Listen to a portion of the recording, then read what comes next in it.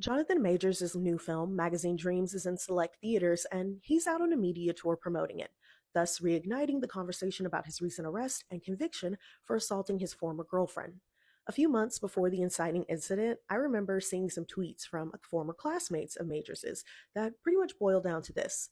Majors isn't who everyone thinks he is, and if people knew the truth about him and his history with women, they wouldn't be fawning all over him. And I remember having a conversation with my friend about these tweets, and we pretty much decided that if this was all true, two things were certain to happen. Other women would come forward with their stories, and it would happen again. And since then, well, both things have happened. So, in my opinion, I thought Majors's actions after his arrest seemed akin to not only a guilty person, but an abusive one. I based that opinion largely on the legal and PR strategy that his team took, which I can presume was largely directed and controlled by him. After the initial arrest, Majors claimed to be innocent and argued that he was the true victim, but now has pivoted to claiming that he's doing the work to be a better person. And while I am no expert on abuse, I've read enough to know that one of the first steps to doing the work is admitting the harm you've done, and ignoring the fact that there's audio of you admitting to choking a woman just doesn't seem like doing the work to me. Further, I think Majors, his team, and his defenders in the public have deliberately tried to muddy the waters by playing into certain tropes about white women and black men. And I think many have tried to paint a picture that Majors is a victim of racism, like so many other black men in this country who've been wrongfully accused of harming white women. But I just don't believe that Majors is a victim in this way. And I feel like the defenses of him feel more like when Clarence Thomas declared that the Anita Hill hearings were a modern day lynching when he wanted to avoid accountability for his alleged inappropriate behavior towards women. And as a black woman, I've seen numerous instances where black men, publicly and privately, have harmed women, white, black, or otherwise, and then attempted to use the legacy of racism in this country as a shield from these allegations. But the reason I even decided to say all of this and make this video is because I've seen a lot of people engaging in whataboutism in regards to Majors' attempt at rehabbing his image. What about Ezra Miller, a name I had not heard since The Flash premiered? Or what about William Hurt? What about Josh Brolin? Or what about that other white man who got the privilege of abusing a woman and still got to keep his career? Why can't Jonathan do the same? And while I don't agree with these arguments and find the logic to be flawed, I do find it interesting how oftentimes marginalized groups reach for this argument when a member of the in group has been accused of something, usually a crime. For instance, I remember a lot of women doing the exact same thing online when Elizabeth Holmes was convicted of fraud in connection with her time as founder and CEO of Theranos. Well, what about all those men who commit white collar crime and get away with it? And they were serious.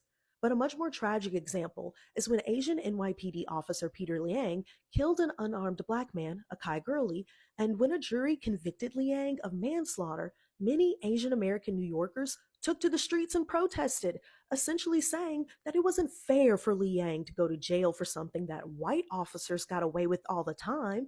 And apparently some people did agree with them because Liang's conviction was later reduced to criminally negligent homicide. So while this game usually ends in "why can't we do what the white man does" rhetoric, this recent round of the whataboutism game made me realize that there's a much more interesting way to play.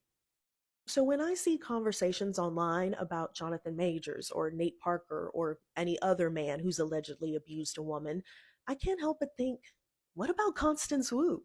She starred in two major movies, Crazy Rich Asians and Hustlers, yet after coming forward to discuss how she was sexually abused by a producer on the show Fresh Off the Boat, she hasn't been in anything major since.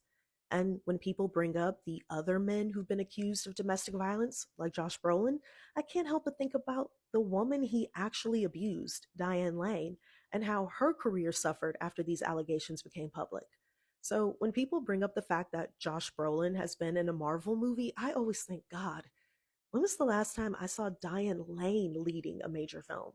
Or what about women like Ashley Judd and Mira Sorvino, who didn't even go public about the abuse they experienced at the hands of Harvey Weinstein, only to be blackballed anyway? And who could forget Sandra Locke, a talented actress and filmmaker who allegedly had her career as a director sidelined after her ex boyfriend Clint Eastwood used his leverage with Warner Brothers to make sure she never made another movie. And in this very moment, Blake Lively is suing a former coworker for sexual harassment and is being made out to be an evil harpy in traditional press and online because she's not likable enough as a victim. Where's the in depth profile on these women in trade magazines? Where is their redemption tour? So, in all the time when we've been discussing and talking about Majors and whether he's getting a fair shake at a second chance, I just can't help but really think about Grace Jabari, the woman Majors admitted to choking, and her career. Will she forever be tainted by this scandal? Is she going to financially recover? How is she being supported in this moment while the man who choked her is on a press tour claiming he's a changed man? Who's really looking out for her? What about her? And what about all the other women who are on the other side of these accusations, who have done nothing wrong, yet still see their careers ruined? What about them?